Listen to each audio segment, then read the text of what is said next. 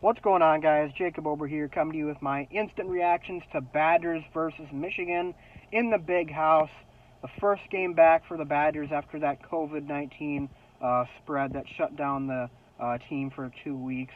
Um, I mean, what can I say? I mean, this was just a complete and utter, demolition by the Badgers. I mean, you're talking about a team that had a ton of players, a ton of coaches test positive for coronavirus. They have to shut down their facilities for the last 2 weeks. They were only able to practice this week.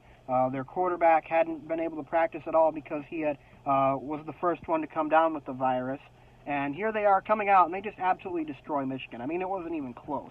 I mean, this has got to be maybe, in my opinion, it might be the most embarrassing loss of the Jim Harbaugh era in Michigan. I mean, it was it was never close. This game was never close.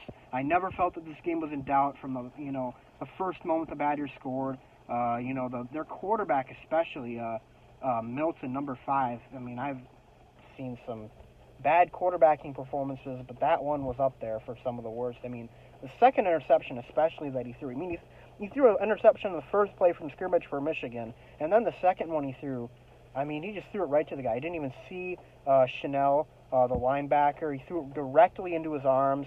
I mean, just a really, really awful play, and the Badgers took advantage.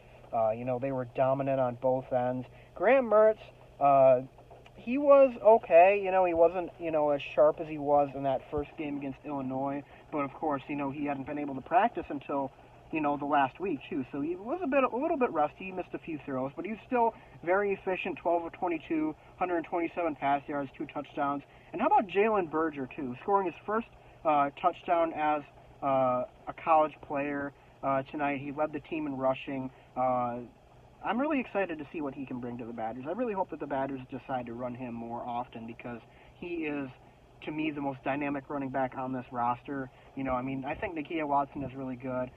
Garrett Groshek is serviceable, but I feel like you have something, the next, special running back for the Badgers and Berger. So I really think the Badgers should start playing him more because he really showed out tonight. But the Badgers, their wide receivers, they ran that end around so many times for so many yards. I don't even know how many yards they ran it for, but man, they were just so dominant. Michigan had no answer. They could never seal off the edge enough, and the Badgers just ran wild. I would love to see how many rushing yards the Badgers wide receivers ran for. I really want to see that stat. Maybe I'll look it up after this video, but still, just so dominant.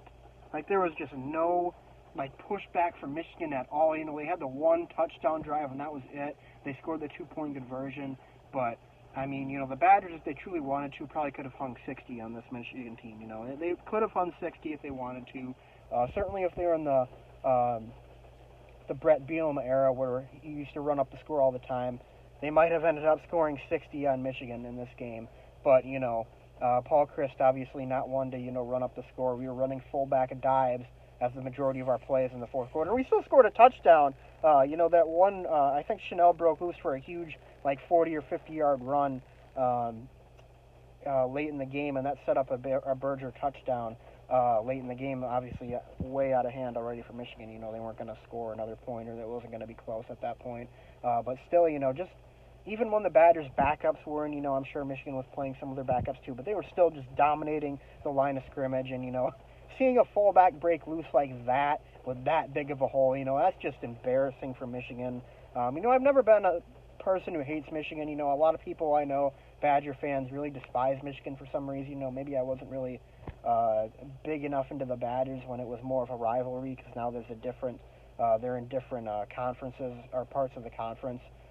So, obviously Michigan's in the East, Badgers are in the West. But, I don't know. It's just, I've never really hated Michigan that much. But really, it kind of feels like this could potentially be a nail in the coffin for Jim Harbaugh. I would not be surprised to, see Monday morning Jim Harbaugh has been relieved of his duties as head coach. This was just, this is a big game. You're down 1-2 on the season, 1-2 on the season. This is a big game for you to at least, put up a fight. You're in your own house. Obviously, there's no fans, but still, it's your own home turf.